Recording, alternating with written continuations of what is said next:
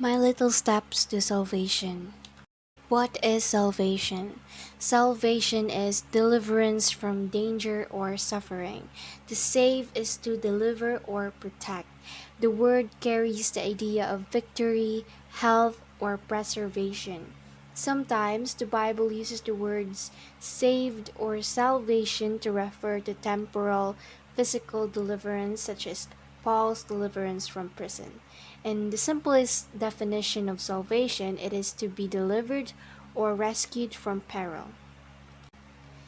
And my steps to salvation are to reflect, admitting I sinned, attending the Sabbath day, asking guidance through prayer, and following God's commandments. The first one we are going to talk about is to reflect. I am an only child, so therefore I have a lot of alone time where I can just sit and think, reflect in silence. I reflect on a lot of things that happened on that day or things I've done in the past. I ask myself questions that only I could answer. If I remembered something from the past that turned out to be a mistake, take the opportunity to analyze it and learn from it so it won't happen again.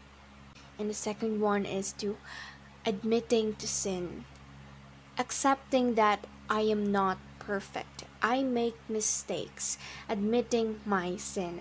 We sometimes turn a blind eye to the sin that we made. It is important to admit it to yourself first that you can confess your sin comfortably and be forgiven by God. And the third one is going to the church. And going to the church on the Sabbath day and sacrificing your 1 hour every Sunday is not that hard. The church is one of our way to get closer to God. It is one way of our communication with Him. I am very thankful that the church that I attend is just across my house, so therefore I have no excuse not to attend. And the fourth one is asking guidance through prayer. I ask for guidance from the people who know me better. May it be my parents, grandparents, or Jesus Himself. I ask for help for my mental health because I sometimes get overwhelmed with what's happening around me, and there are times where I don't know what to do. And asking for help is not a sign of weakness. In fact, it is a sign of being brave to even open up about something that's been bothering you for a while to your parents. It is an act of huge courage to do so.